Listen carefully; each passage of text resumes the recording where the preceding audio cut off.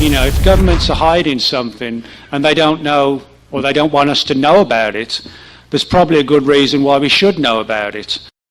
You know, it's like all of us in this room tonight, we're all interested in the subject, we're all on the same level, we all want answers, we just want to know what's going on. And if there are people in government who do know what's going on, or at least have a good idea, and they have at least some hard data to back up their beliefs, etc., then I don't see why we should be kept in the dark. That's why I go poking my nose in where it's probably not wanted. So, but hence what I'm going to be talking about tonight.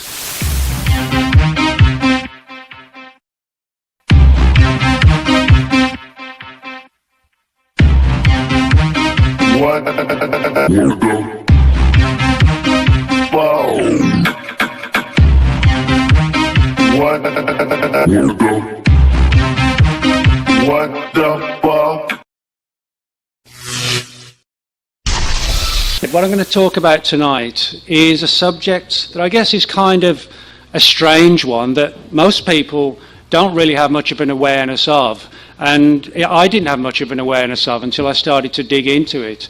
Now, we all know, of course, that over the years, agencies like the CIA, FBI, Air Force, they've all looked into the UFO phenomenon, but pretty much from the modern era, the 1940s onwards. But until I started to dig into this further, I didn't realise the sheer extent to which agencies had literally delved into things like the pyramids, Noah's Ark, the Dead Sea Scrolls, things like this. And of course, this begs a couple of questions. What is so significant about these events that attracts government interest? And why should the government be interested in the first place? You know, you would imagine archaeological mysteries would be something for archaeologists or historians or theologians, not for the finest minds in the Pentagon.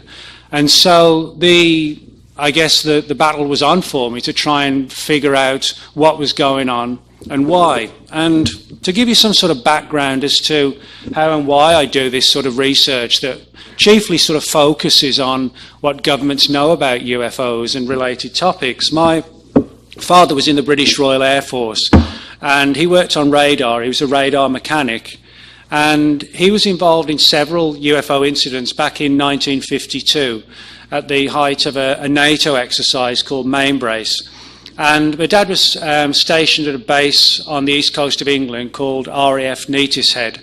And over the course of 3 or 4 nights in September 52, the radar personnel who were on duty reported tracking on the radar scopes these high-flying, fast-moving objects that nobody seemed to know what they were, but the first thought was, well, you know, it's the height of the Cold War, so it's got to be the Russians. You know, they've got to be launching some sneak attack or testing the defences of the nation to see if we could withstand an attack. So aircraft were scrambled from a nearby Air Force base, and the pilots reported seeing these. They didn't describe them as like classic flying saucers. They described seeing these very brightly lit objects. You kind of imagine a camera flash. But when you see a camera flash, you know, you get this huge sort of silver bright light, and then it goes away. Well, if you imagine a camera flash that just doesn't stop flashing, you know, it's just there all the time. That was the intensity of what they were seeing. But as the guys were tracking these objects on the radar, and as the planes were scrambled to intercept them, they clearly reacted to the presence of the aircraft. And the ground personnel who were working the radar said that as the planes approached them, the objects would shoot away at high speed and kind of play like a game of cat and mouse with them, where there was no outright hostility, but they would literally sort of play left and right hand turns and, as I said, cat and mouse type experiences, as if to sort of test, if you like, the extent to which our aircraft could potentially engage them in some sort of combat. Now, this went on for about 3 days and 3 nights. And there was never any outright hostility, and literally on every occasion all the aircraft were forced to return to base because they were just running out of fuel. They just couldn't stay up in the sky anymore. You know, if they did stay any longer, they'd just sort of fall down into the English Channel. And at the end of these encounters, everybody who was involved, from the radar mechanics like my dad, the radar operators, the pilots, the ground personnel, everybody was reminded of the fact that they'd signed the British government's Official Secrets Act. And the Official Secrets Act, anybody who works in the government has to sign this.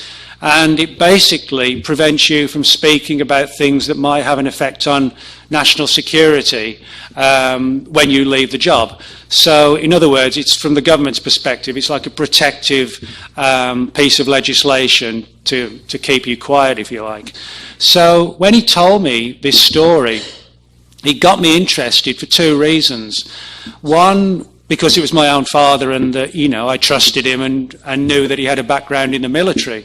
But that was the second reason as well. He had this standing and training as a radar mechanic. And, of course, radar personnel are trained and taught to know the difference between an aircraft, a helicopter. A lot of people don't know that a very tightly packed flock of birds can actually be picked up on a radar screen, but radar operators are trained to know the difference between these different phenomena, and they can tell a solid object from an object that is just a mass of birds or whatever. So when he related this to me, I was like, wow, not only do UFOs exist, but it seems that government agencies around the world, and certainly in Britain, they seem to know something about the subject, but they were trying to keep it under wraps and ensure that nobody was sort of out of the military was going to find out about these cases. And I always think that, if governments are hiding something and they don't know or they don't want us to know about it, there's probably a good reason why we should know about it. And so that has always been my approach, is being that I don't feel personally that government agencies have the right to decide who should know about what potentially could be one of the most important matters facing the human race. Why should 10, 20 or 30 people have the right to make that decision? And I think, it's like all of us in this room tonight, we're all interested in the subject, we're all on the same level, we all want answers, we all, have our different theories and ideas. We just want to know what's going on. And if there are people in government who do know what's going on, or at least have a good idea, and they have at least some hard data to back up their beliefs, etc., then I don't see why we should be kept in the dark. So that's why I go poking my nose in where it's probably not wanted. So, my background is in journalism. I still do a lot of regular, normal journalism today, but I left school, I lived in England until 2001. I live in Dallas now. But I left school in 1982, which is kind of scary, 31 years ago. And I didn't really know what I wanted to do. I wasn't the best student, but I got a job working on a music magazine, a rock music magazine back in England, and did that for a few years. And found I enjoyed working as a journalist. Sort of every day was a little bit different. And after a few years, I thought, well, why not try and combine the interest in UFOs and paranormal, etc., Bigfoot, with investigative journalism. So that's what I've tried to do, is apply regular investigative journalistic techniques that you would use in any situation. If you're doing a story for a newspaper where there's been a local murder in the area or a car accident, investigate this phenomena in exactly the same way and try and gather data, on the record witness testimony, government files and so on. So that's what I've tried to do over the years, and then present the data for people to see. And I always think it's important to present the data as you see it or as you collect it, but not to sort of force feed a particular belief system down people's throats, because, as I said, we're all in this together, but just because I've written books doesn't mean I have any more answers than somebody else who doesn't write books. I don't have much time for this sort of ego-driven angle of, I'm an author, so I'm right. No, all I can do is sort of put the data out for people to see what I found and share it with people, because, as I said, we're all on the same level, we're all looking for answers. And I don't believe in force-feeding my views or conclusions. I prefer to share the data and see if anybody else can then, back it up or come up with their own scenarios that may bolster it or may not. I think the thing we always need to remember still with UFO is that the U still stands for unidentified. We know there's a phenomenon, but is it extraterrestrial? Is it interdimensional? We just really don't know. All we know for sure is that there's something interacting with us that, doesn't come from around here. And so in that sense, I think, from my perspective, the responsible thing to do is sort of share with you the data and the theories and scenarios I've been able to put together. And hopefully, we can have some insights as to what's going on the various topics under consideration. And tonight, as I said, it's going to be a book I had out in 2011 called The Pyramids and the Pentagon. Now, the whole issue behind this book, as I said, is how, why, and for how long, and to what extent government agencies have taken an interest in the mysteries of the past. Now, when I say government agencies, the best way I can describe it, if you kind of imagine Indiana Jones type characters working for the CIA and travelling around the world and investigating things like the Ark of the Covenant and the Holy Grail and stuff like that, that is literally the scenario we're seeing. We're kind of, I guess, used to, we think of the CIA and intelligence agencies, and we think of espionage missions behind the old Iron Curtain at the height of the Cold War, spying on the Russians. We don't necessarily think of people sitting in CIA headquarters poring over the Dead Sea Scrolls. But that is actually literally what we are seeing. So, we're delving into very strange, almost like fringe-like territory that really doesn't fall into one particular category or domain. It's very hard to understand why this is going on. And I'll be the first to admit that a lot of the research that I've uncovered, it's pretty much still in its early stages because so much of it is so new. If you think of Roswell today, for example, everybody knows about the Roswell case. We imagine 34 years ago when Stan Friedman and Bill Moore started doing research into it, and it was in its infancy. It was very much new territory, and that's kind of like with this, that we're seeing doors starting to open, we're seeing a few files beginning to surface, and we're putting the strands together, showing that, as I said, in the same way that from the 40s onwards the government heavily investigated UFO reports, they had this other, arguably even sort of more covert and secret program to dig into the mysteries of the past. And the more data that I've been able to find, I've been able to come up with what I think is the probable reason why they're looking into these mysteries. And it has nothing to do with archaeology or furthering our knowledge of the history of the human race. That is sort of, they have answered some of those questions, but that's sort of a byproduct to the reason why they're doing the research, which I'll make clear to you. One of the interesting legends that surrounds the construction of Stonehenge, which is something I'll talk about shortly in relation to the government aspect of things, is the theory that they were moved by what today we would call anti-gravity or levitation. Now, the people who used Stonehenge for various ceremonies going back sort of 4,000 or 5,000 years. And there was actually an original settlement there before that goes back about 9,000 years. They have legends and stories about how magicians would tap the stones and they would sort of rise slowly into the air and they could be pushed very lightly and gently, kind of like, imagine like a rowing boat on the water. You just push it along and it would move with the tide. And that's a story they have connected to Stonehenge. Now, you could say, well, that's just a classic fairy tale or a bit of folklore.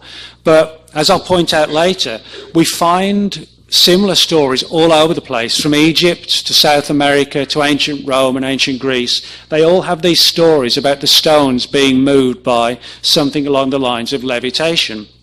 And this sort of got me interested, and I started doing research into a lot of these sort of folkloric legends around the world about how these massive stones are supposedly moved by very alternative means. And when I began digging into that, that's when I first stumbled on this angle that the government was looking into that as well.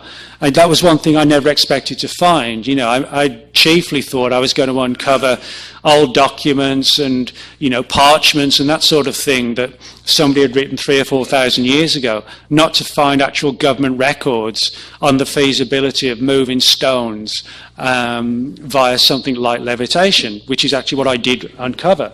So that's what set me off, was this sort of research into Stonehenge, and the government angle was a byproduct of doing that research. Now, as far as I've been able to determine at least, the earliest involvement of the US government in ancient mysteries began in 1947 with the Dead Sea Scrolls.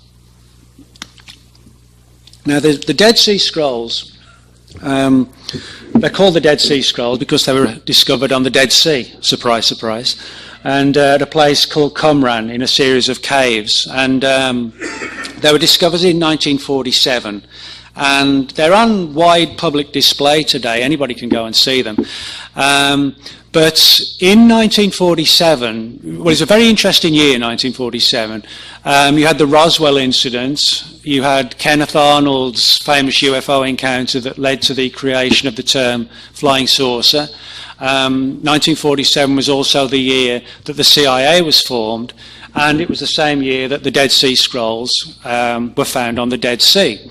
Now, when the CIA was created, they basically carried on the work of two previous intelligence groups, one of which existed in the Second World War and one post-war. One was called the Office of Strategic Services, the OSS, and the other one was called the Central Intelligence Group. And when the CIA was established, they basically offered jobs to all the guys who had previously been in those two organisations, said, hey, do you want to come on board for this new group we're setting up? And of course a lot of them said, yeah, sure. And one of those who did that was a guy named Miles Copeland. And Miles Copeland had been involved in the US intelligence community way back to the Second World War. And he spent a lot of time in the Middle East, specifically in Damascus. And he headed up the CIA office in Damascus, which operated out of the American embassy in the city as well. And just as an aside, this has nothing to do with it, but Miles Copeland, the chief CIA officer in Damascus, was the father of Stuart Copeland, who was the drummer in the Police. I say it's got nothing to do with with the story. I just thought it's just like one of those weird little things that I uncovered doing the research. So maybe Stuart knows a few secrets, who knows? But anyway, his dad, Miles Copeland, as I said, he ran the CIA office out of Damascus. And many, many years after he retired, we're talking 1947, he went public, I think it was like early 90s. He spoke about how one particular day somebody came to the embassy, and it was a guy who was described as dressed in like a flowing Bedouin type outfit and carrying some sort of package, and said to the person at the front desk, I need to see someone and speak to somebody about an important matter.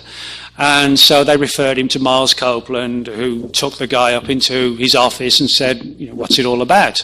And this character sort of, almost like an over-dramatic, mysterious fashion, opened up this package, and out came tumbling something like, very much like the Dead Sea Scrolls.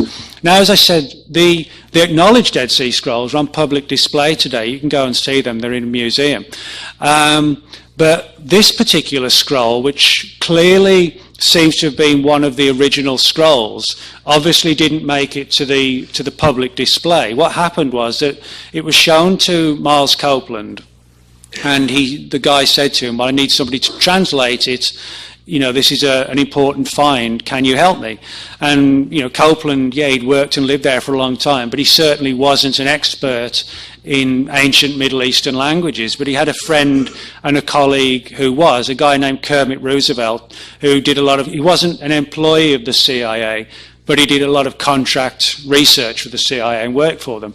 So Copeland basically said to this guy, well, yeah, I've got this friend. He can research this, whatever this document is, whatever it says.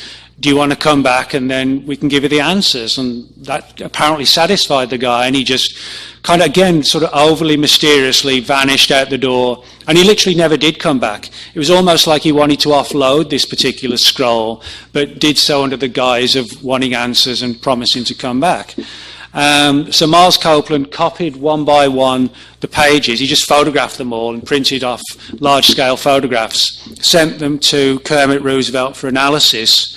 And what happened then was that for some weird reason, that particular scroll became subject to a CIA classified order. That's to say that one of these ancient parchments from however many thousands of years ago entered the CIA, and somebody said, there's something significant about this, and they essentially put a top secret stamp on it.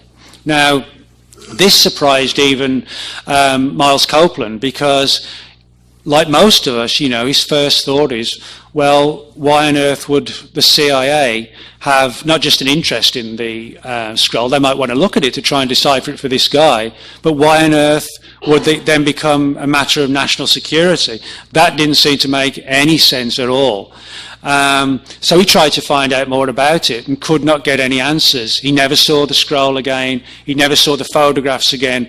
For all intents and purposes, the story was just as dead and buried as the scrolls had been for thousands of years. And it kind of mystified him, and he didn't really do anything else with it, because what else could he do? And so he just relegated it to one of those weird experiences that occurred during the course of his CIA career. Now, he did hear rumours that the scroll in question supposedly was a very early written version of what eventually became in the Bible, the book of Daniel. And supposedly it related to a lot of things like strange dreams and prophecies and trying to forecast the future and things like this on the part of Daniel. And what's interesting is that, regardless of whether people take these stories literally or not, it was in this very same time period that the CIA began its very early research into things like remote viewing and psychic spying. So I think we can make an argument that if we look at the time frame when the CIA was researching things like ESP and prophecy and psychic spying and things like that, to get hold of an ancient document that actually talked about these very things, but from the perspective of Daniel in the book of Daniel, I think they possibly translated that ancient book to try and give them some sort of understanding of the power of the human mind, because there were clearly parallels between this ancient text and what the CIA was working on in terms of what eventually became its so-called remote viewing program. So what we're seeing here is probably the earliest example of why intelligence agencies have taken an interest in the mysteries of the past, and it's because where there's some sort of military potential or military capital gain, if you like. So, it isn't so much about furthering our knowledge of archaeology, of history, of the Bible, or any, Middle Eastern religion. It's about, is there some sort of value we can learn or gain from studying these phenomena that we could turn into like a military objective, if you like. I hope that's sort of given you a few indications and ideas as to the history of how and why government agencies have looked into the ancient past and why they've done it, and how it also opens doors for a lot of secret history or lost history about our own civilization, that if that surfaces as well, which it may well do if these agencies have files on that also, which may well, if that surfaces, could potentially give us profound data and profound shocks as well in regard to our history as a civilization and the perils we might need to look for in the future to ensure that we don't go the same way potentially as some of these master societies that came before us, if you like. So thanks very much, and if anybody's got any questions, I'll be pleased to answer them.